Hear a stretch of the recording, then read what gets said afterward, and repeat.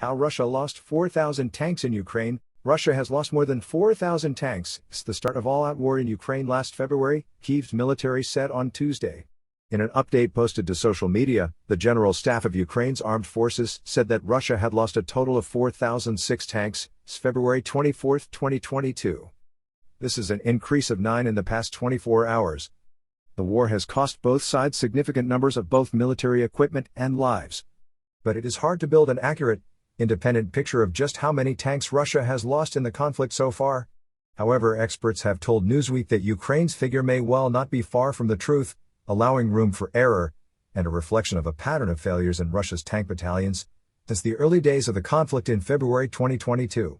Moscow has been beset by organizational and planning failures, ruptures in the command chain, poor training and unmotivated troops after the best were wiped out in the first waves of the war, leaving few to train the next generation of tank crews, analysts say. A staggering figure.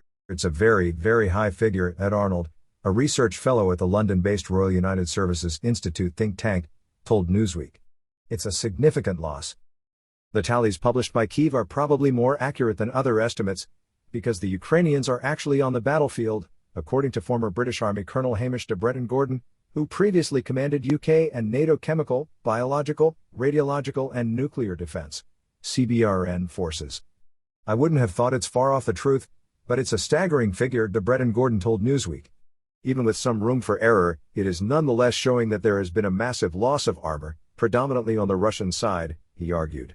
Tank losses of around 4,000 for Russia do seem probable, Frederick Mertens, of the Hague Center for Strategic Studies, HCSS, told Newsweek.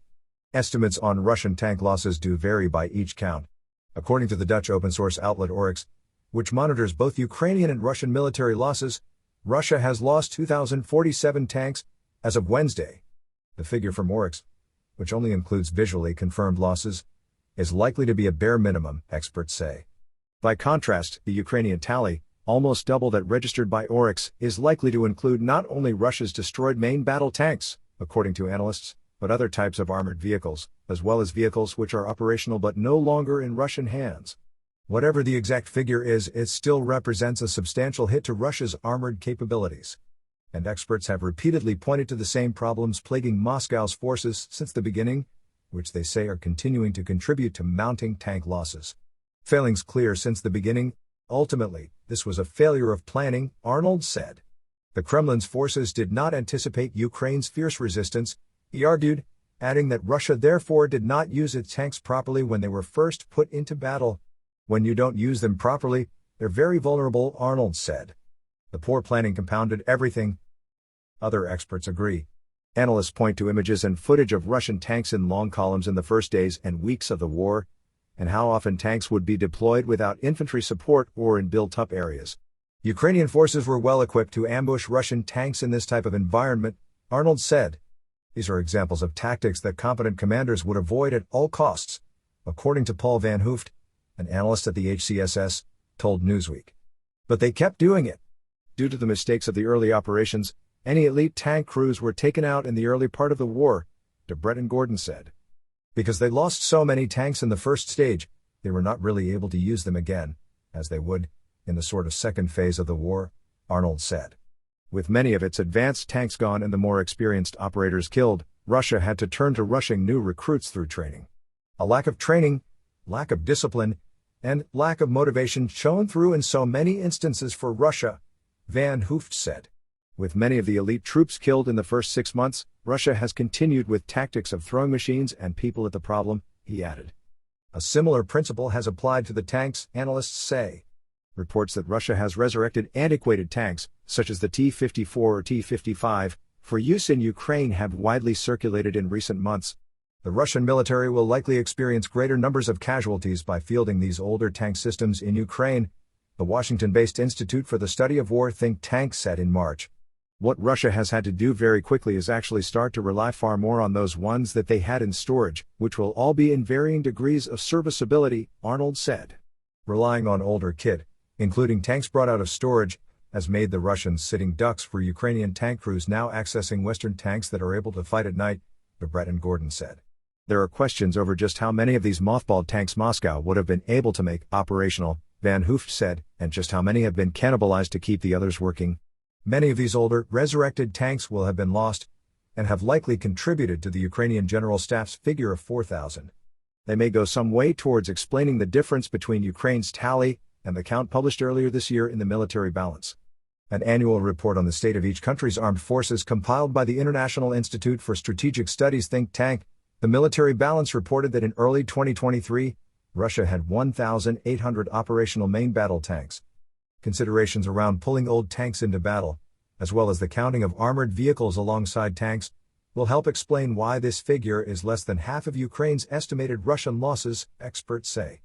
Underlying Russia's many problems, and exacerbating these losses, is a lack of care paid to retrieving damaged vehicles. Many tanks were needlessly lost because of Moscow's inability to put recovery vehicles into theater, or plan for repair, Van Hooft said. This meant that many tanks were unnecessarily abandoned, meaning they could not be used in later stages of the war.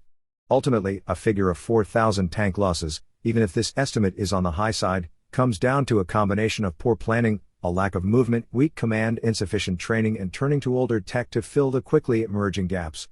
These mistakes have cost Russia dearly, devastating its modern tank fleet. And Moscow has noticed. Around a year after the beginning of all-out war, former Russian President Dmitry Medvedev said Russia needed to increase production of various armaments, including modern tanks, in response to Western donations to Ukraine. Earlier this month, Russian President Vladimir Putin admitted that Russia had lost 54 tanks in less than 2 weeks after Ukraine kicked off its long-anticipated counteroffensive.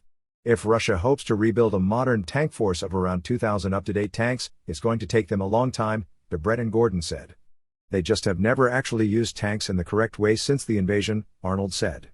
Newsweek has reached out to Russia's defense ministry for comment via email. And Ukraine's tank losses? Ukraine has also sustained tank losses since February 2022, and it is difficult to gain an accurate picture of how many tanks have been destroyed, damaged, or captured. At the start of 2023, Ukraine had 953 main battle tanks, according to the Military Balance. However, this data predates the donation of Western main battle tanks such as the US-made Abrams, the UK's Challenger 2s, and the variety of Leopard tanks donated by several nations. Oryx data shows that Ukraine has lost a confirmed 539 tanks since February 24, 2022, with 340 listed as destroyed and 139 as captured.